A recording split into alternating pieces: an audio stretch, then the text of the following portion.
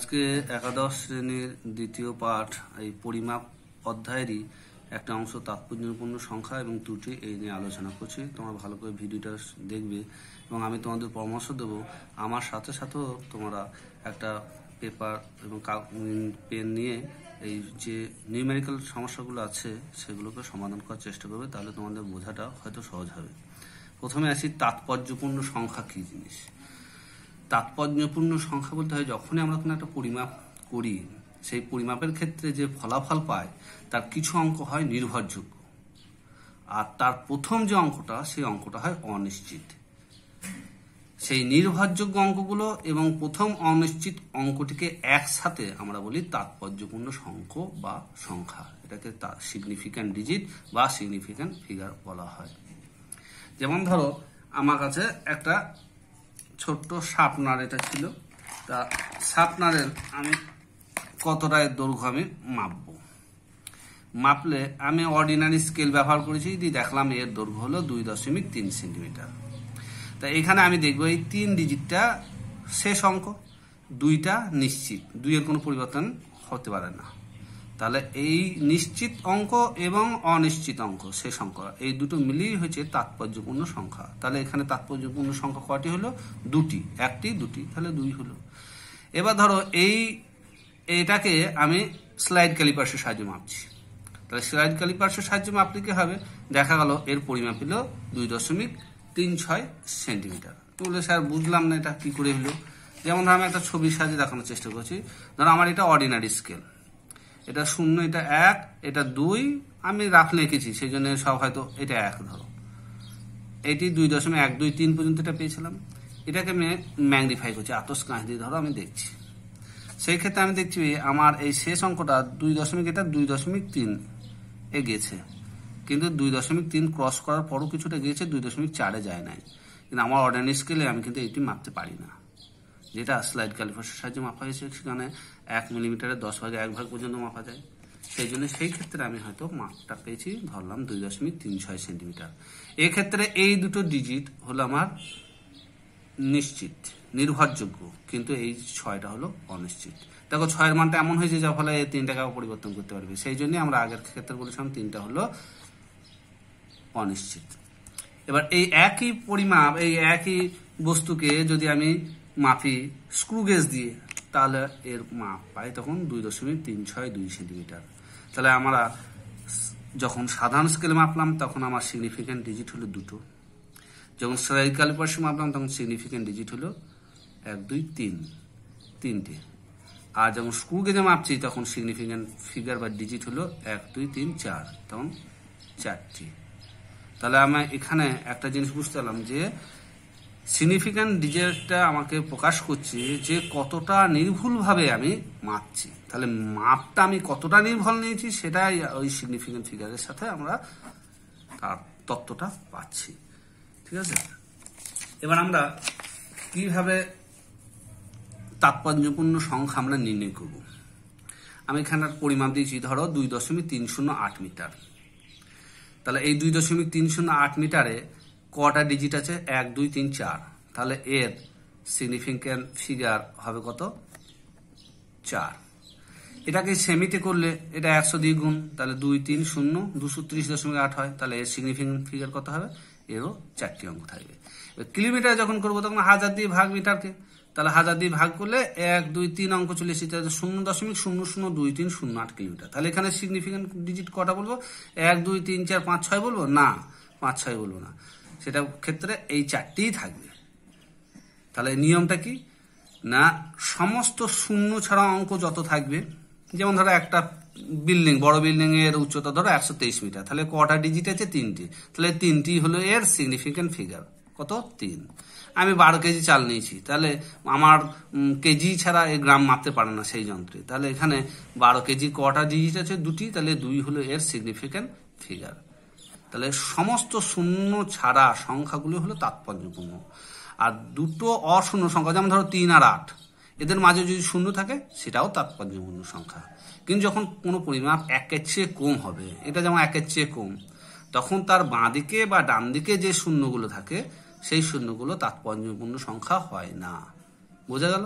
তো শূন্য এটাকে একের চেয়ে কম, এটা তাহলে এই বাঁ দিকে শূন্য তাৎপর্যপূর্ণ সংখ্যা নয়, এই ডান দিকে এই শূন্য তাৎপর্যপূর্ণ সংখ্যা নয়। এবার আমি একটা পরিমাপ ধরো করেছি, একটা পেন্সিল, ধরো এই পেন্সিলটা কত ওজন সে মেপেছি, তাতে পেয়েছি হচ্ছে 1.2 গ্রামের ওজন। আমি আমার যন্ত্রের সাহায্যে মেপে পরিমাপটা পেয়েছি 1.20 গ্রাম। তার মানে আমার যন্ত্রে এই 1.20 এই দুটো ডিজিট পর্যন্ত পরিমাপ আমি পাই। তার মধ্যে 1.2 এই প্রথম দুটো সংখ্যা হলো নিশ্চিত রিলায়েবল নির্ভরযোগ্য, আর শেষ সংখ্যা হলো নির্ভরযোগ্য নয়। এই দুটো প্লাস এটা মোট কটা? 3টে। এই 3টে মিলিয়ে হলো এর তাৎপর্যপূর্ণ সংখ্যা। এখন এই গ্রামটাকে যদি মিলিগ্রামে করি তাহলে আমার হবে 1200 মিলিগ্রাম। তাহলে কি তাৎপর্যপূর্ণ সংখ্যা কি পাল্টে যাবে? না, তাৎপর্যপূর্ণ সংখ্যা পাল্টাবে না, কারণ আমার পরিমাপে তখন এখানে 3 ডিজিট এই পরিমাপ মারতে পারে না। তাহলে যে পার্টটা আমি নিয়েছি সেই পার্টে যতটা আসল পার্ট ছিল সেখানে যতটা তাৎপর্যপূর্ণ সংখ্যা থাকবে সেই তাৎপর্যপূর্ণ সংখ্যা তাই থাকবে, তাতে আমি একক পরিবর্তন করি আর যাই করি না কেন। সেই জন্য একক পরিবর্তন করলে কখনোই তাৎপর্যপূর্ণ সংখ্যার পরিবর্তন হয় না। এবার তোমরা দুটো সংখ্যা বলো যে এই 3.500 একটা পার্ট আছে ধরো, তো এই তাৎপর্যপূর্ণ সংখ্যা কত হবে? 1 2 3 4 4।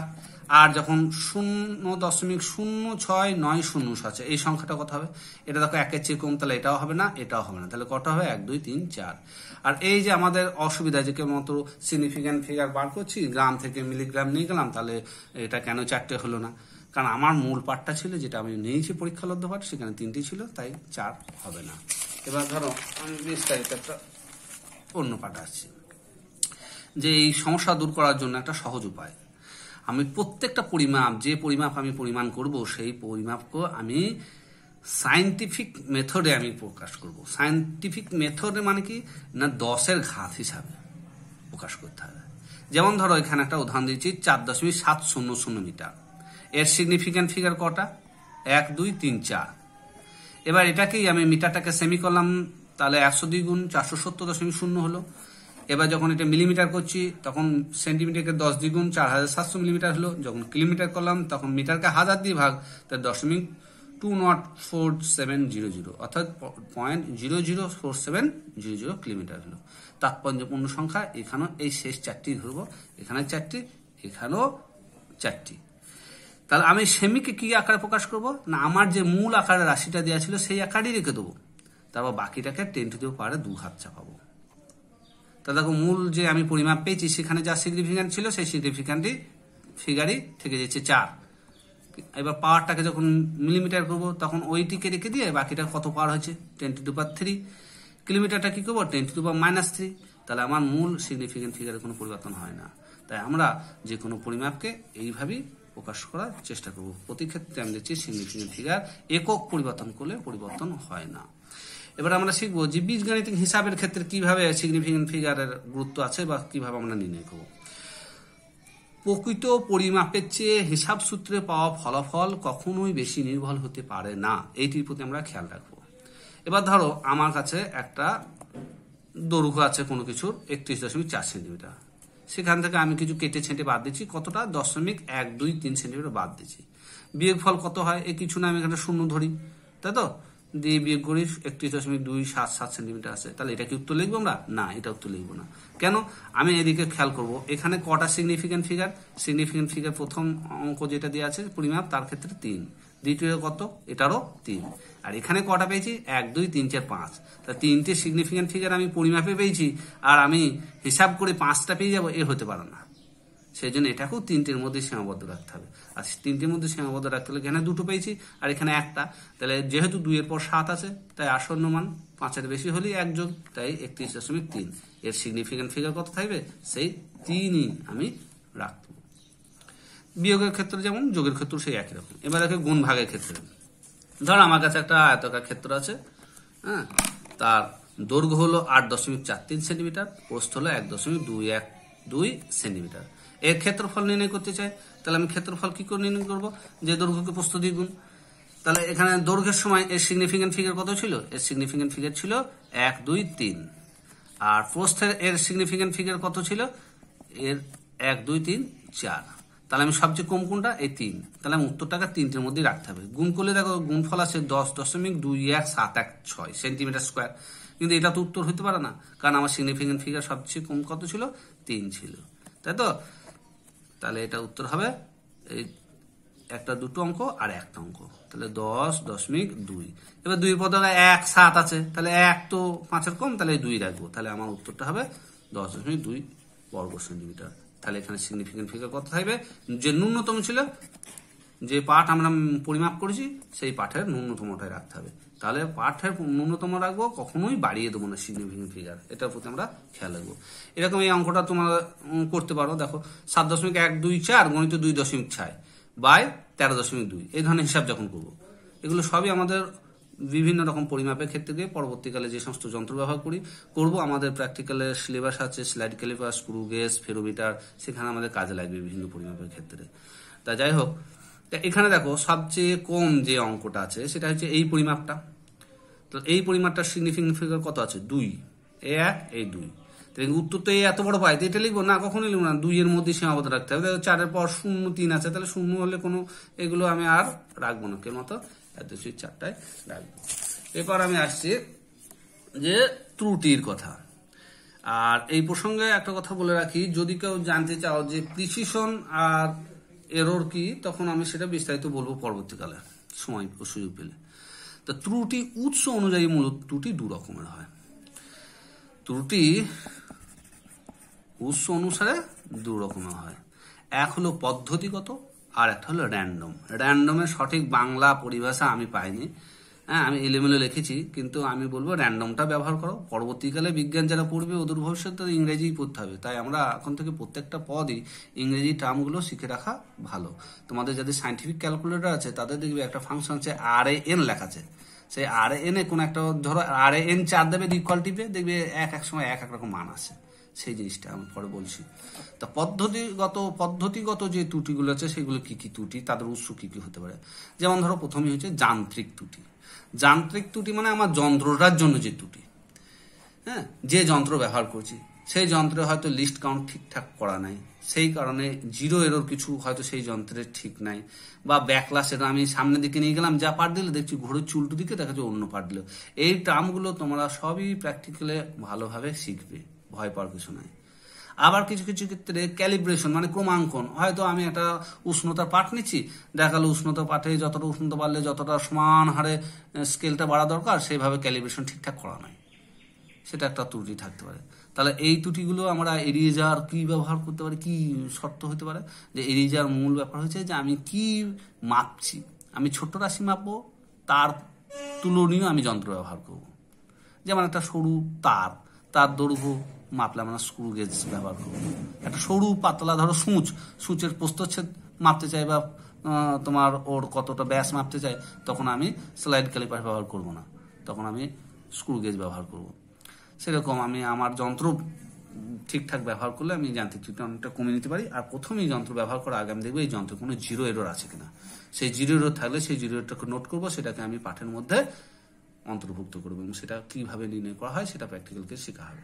আবার ধরো আমার লো রেজিস্ট্যান্স কিছু ভোল্ট মিটার বা অ্যামমিটার আছে, সেই অ্যামমিটারটাকে আমি এবার হাই রেজিস্ট্যান্স কোনো সার্কিট আছে সেখানে মাপতে চাইছি, তাহলে সেখানে ত্রুটি থেকে যাবে, সেইগুলোর প্রতি আমি খেয়াল রাখবো। এবার 2 নম্বর যে ত্রুটির কথা বলছি, যার উৎস হয় পরিবেশগত ত্রুটি, যে আমরা কিছু কিছু রাশি পরিমাপ করতে যাই, সেই রাশিগুলো বাহ্যিক পরিবেশের উপর নির্ভর করে। যেমন ধরো শব্দের বেগ নির্ণয় করবো যখন, তখন উষ্ণতা বাড়া কমা হলে শব্দের বেগ পরিবর্তন হয়, তাহলে উষ্ণতাটা আমাকে ঠিক রাখতে হবে। যেমন ধরো জলের ঘনত্ব, আমরা জানি এক উষ্ণতায় জলের ঘনত্ব একরকম, সুতরাং উষ্ণতা একটা রিপোর্ট করার মতো পয়েন্ট। ঠিক সেরকম আর্দ্রতা, আপেক্ষিক আর্দ্রতা কত কি আছে, বা বায়ুর চাপ, বা ধরো তুমি চৌম্বক ক্ষেত্রে কোন দিকে, অনুভূমিক উপাংশের দিকে বরাবর কোনো যন্ত্র রেখেছো বা তার উল্লম্ব দিকে রেখেছো, তার উপর নির্ভর করে তোমার ডেটা পাল্টে যেতে পারে। সেই জন্য এই পরিবেশগত ত্রুটির প্রতি খেয়াল রাখতে গেলে আমরা সবসময় প্রমাণ যে স্ট্যান্ডার্ড যে কন্ডিশনগুলো আছে সেই প্রমাণ সত্যগুলোকে আমরা অনুসরণ করব, তাহলে এই ত্রুটিটা আমরা কমিয়ে রাখতে পারি। এছাড়া হয় পর্যবেক্ষণের ত্রুটি, আমি দেখতে গিয়ে ভুল করেছি। যেমন এই প্রসঙ্গে একটা ছবি আছে এঁকেছি, দেখো যে আমি লম্বন ভ্রম, এটা তো ক্লাস 9-10 শিখেছি যে লম্বন ভ্রম কি জিনিস। আমার অ্যাকচুয়াল প্রকৃত পাঠটা হচ্ছে সি বিন্দুটা লাল কালিতে দেওয়া আছে, আমি যদি চোখটা ঠিক সে লম্বভাবে রাখি তাহলে আমি এটা ঠিকঠাক পাঠটা পাবো, কিন্তু চোখটা যদি বি বিন্দু রাখি তাহলে দেখো বেশি পাঠ পাবো, যদি এ বিন্দু রাখি তাহলে কম পাঠ পাবো। এটা ব্যক্তিগত বদ অভ্যাসের জন্য হতে পারে। এছাড়া একটা ত্রুটি আছে প্যারাল্যাক্স এরর। যখন আমরা লেন্সের ফোকাস দৈর্ঘ্য নির্ণয় করবো তখন এই প্যারাল্যাক্স এররটার কথা আমরা শিখবো, সেখানে দেখবে এই ত্রুটিটা মিনিমাইজ করতে হবে। এটা পর্যবেক্ষণের জন্য এই ত্রুটি হয়। তাহলে সঠিক আমার প্রযুক্তিগত যে কৌশল টেকনিক যেগুলো সেগুলোকে আমি ব্যবহার করব, আমি ঠিকঠাক পরিকল্পনা করব, হ্যাঁ, এবং সমস্ত অংশগুলোর সমন্বয় যদি ঠিকঠাক করি, তাহলে হিসাব করতে গিয়ে যদি ভুল না করি, পর্যবেক্ষণ যদি ঠিকঠাক করি, তাহলে আমরা এই সিস্টেমেটিক এররটাকে অনেকটা কমিয়ে রাখতে পারি। এবার ধরো আমি পদ্ধতিগত আমি যে ত্রুটি সেগুলোর প্রতি সতর্ক থেকেছি, তা সত্ত্বেও আমি একই পাঠ আমি যখন একটা বস্তু নিচ্ছি, যদি দেখি যে সেই পাঠের তারতম্য আসছে, পার্থক্য আসছে, তাহলে কি হবে? তাহলে সেটা আমি বলবো র্যান্ডম এরর। সেই এররে আমার নিজস্ব কোনো হাত নাই।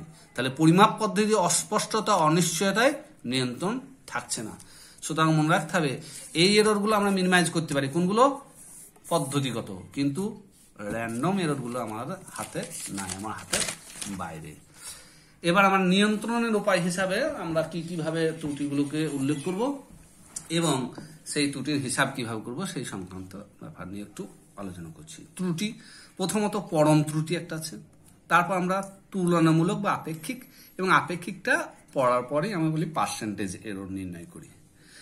আমি আগেও বলেছি, আবারও বলছি, সমস্ত পরিমাপ যাই আমরা পরিমাণ করবো না কেন তার একটা সীমাবদ্ধতা থাকবে। সেই জন্য সমস্ত পরিমাপের ক্ষেত্রে কিছু না কিছু ত্রুটি থাকতে পারে। ধরো আমি একটা ভৌত রাশি মাপবো, একটা রাশি মাপছি, সেই রাশিটা আমি n বার ওই একই পদ্ধতিতে পুনরাবৃত্তি করছি। দিয়ে পুনরাবৃত্তি করার ফলে ধরো একবার একরকম পার্ট পেলাম। প্রথমে x1 x2 x3 xn পর্যন্ত মান পেলাম। তাহলে আমরা গড় মান বার করি। গড় মান কি হয়? এই সব কটা পার্ট নিয়ে কবার করেছি তত দিয়ে ভাগ, তাই তো? এবার প্রচলিত ধারণা অনুসারে আমরা ধরে নিই যে আমাদের যে প্রকৃত রাশি যদি হয়ে থাকে x, তাহলে এক্সটাকে আমরা কিভাবে প্রকাশ করব? এক্সটাকে প্রকাশ করব এর গড় মান যেটা পেলাম প্লাস মাইনাস একটা ত্রুটি আকারে। এই যে ত্রুটি, এটা কি বলছে? পরম ত্রুটি। তাহলে এটা হিসাব কি করব? আমি x1 পেয়েছি, x2 পেয়েছি, x3 পেয়েছি, xn পেয়েছি, আর আমি তাদের অ্যাভারেজ পেয়েছি। তাহলে অ্যাভারেজ থেকে কতটা ডেভিয়েট করছি, কতটা ওর পার্থক্য আছে, সেইগুলোর মান।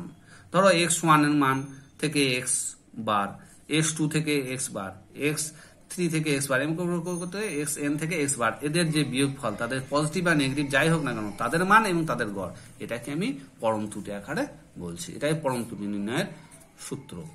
এবার বলি আপেক্ষিক বা তুলনামূলক ত্রুটি। আপেক্ষিক বা তুলনামূলক ত্রুটির ক্ষেত্রে কি হয়? এই যে আমি গড় পরম ত্রুটি পেলাম, তাকে আমি গড় যে মান, একে যে ভাগ করলে আমি আপেক্ষিক ত্রুটি পাই। আর এই আপেক্ষিক ত্রুটিকে যদি আমি 100 দিয়ে গুণ করি, তাই পার্সেন্টেজ এরর পাই। ঠিক আছে? এবার আমি বলি যে এই ত্রুটির সমাহার বা কম্বিনেশন কিভাবে করব, ত্রুটি যোগ বিয়োগ কিভাবে করব, গুণ ভাগ কি করে করব। ধরো আমার কাছে দুটো রাশি x ও y, এই রাশি দুটো পরীক্ষালব্ধ মান যথাক্রমে x plus minus delta x, delta extra কি বোঝাচ্ছে? x এর ত্রুটি, আর y plus minus delta y।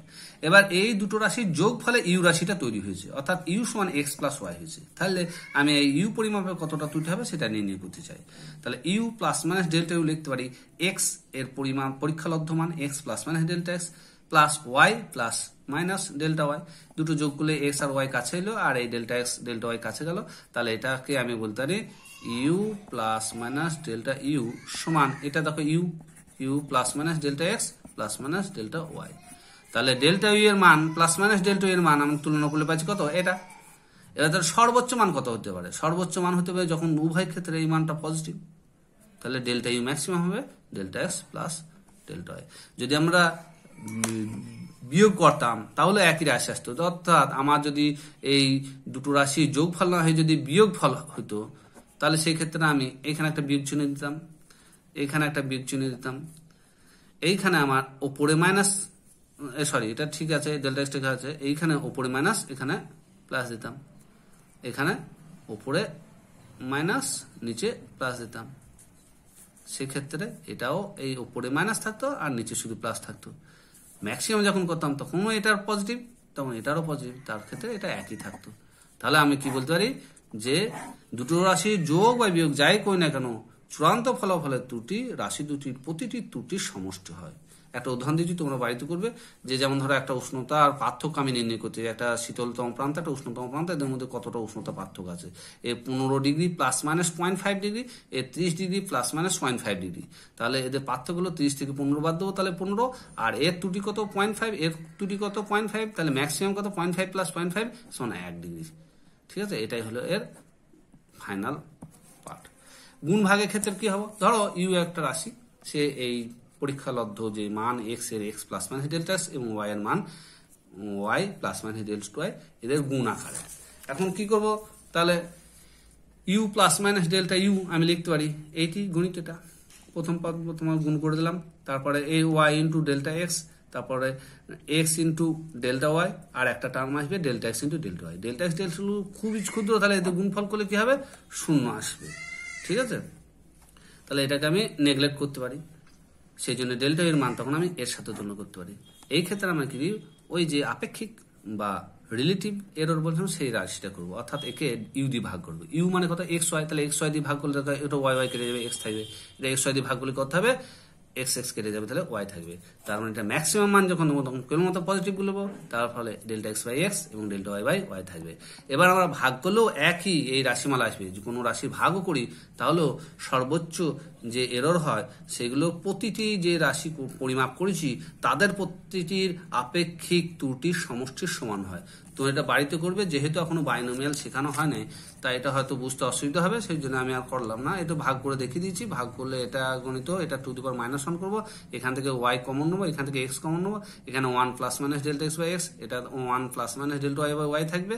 এবার ইনভার্স করলে এই ভেতর চিহ্নটা মাইনাস এখানে চলে আসে, দিয়ে গুণ করবে, দেখবে এই টার্মটাই আসবে। ঠিক আছে, ওখানে ওই একই এই দুটো ক্ষুদ্র রাশি গুণফলের টার্মটা বাদ করবো। এবার ধরো যদি কোনো একটা রাশি আমার ঘাত আকারে থাকে, তাহলে কি হবে, যেহেতু এখনো ক্যালকুলাস শিখে নেই তাই আমরা এই পদ্ধতি শিখেছি, ক্যালকুলাস শিখলে আরো সহজ পদ্ধতি পরে শিখবো। তা u plus minus delta u করবো, তখন এক্স এর মানটা plus minus delta x to the power n হবে।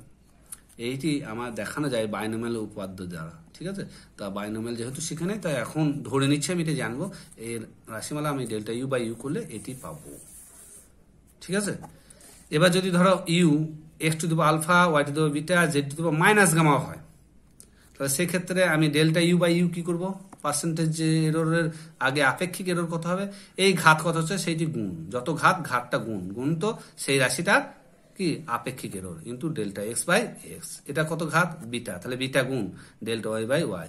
এখানে একটা ভালো করে খেয়াল রাখার জিনিস, এখানে যদিও ঋণাত্মক আছে কিন্তু এখানে সবসময় ম্যাক্সিমাম এরর নেই, তাই এখানে নেগেটিভ লিখবো না, পজিটিভ লিখবো। তাহলে এটা জেড এর যে আপেক্ষিক এরর সে ডেল্টা জেড বাই জেড লিখবো।